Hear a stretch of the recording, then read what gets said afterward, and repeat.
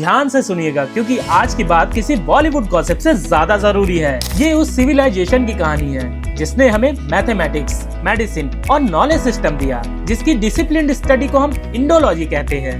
Global Indology conclave में गौतम अडानी जी ने इन शब्दों का असली अर्थ डिफाइन किया। ये हमारी फिलोसफीज, आर्ट्स, एल्गोरिदम, वास्तु, चिकित्सा, गवर्नेंस, इन सब का साइंटिफिक स्टडी होता है, जिसका पर्पस पास्ट में फंसना नहीं बल्कि समझाना है कि हिस्ट्री फ्यूचर को कैसे शेप करती है।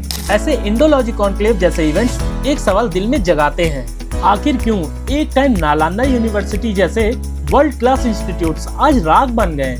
कॉन मैकॉले ने 1835 में अपने इंडियन नॉलेज को ऑफ नो प्रैक्टिकल यूज बोला, जो कि आज वही ब्रिटिश समाज यूज भी कर रहा है। और कौन हमारी हजारों मैन्युस्क्रिप्ट अपने घर से निकालकर फॉरेन लाइब्रेरीज में नए नामों से रजिस्टर हो गयी। सच यही है, सिविलाइजेशन तोड़ से नहीं, मेमोरी लॉस होने से टूटी है।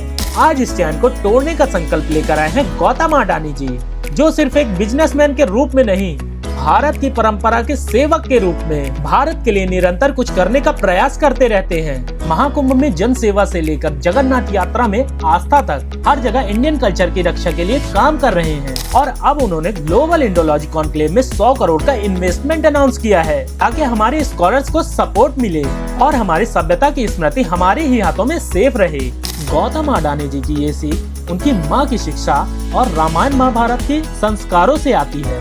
तो इसी वजह से ये कॉन्क्लेव उनके लिए एक अनाउंसमेंट नहीं बल्कि एक कड़वी सच्चाई का सामना है।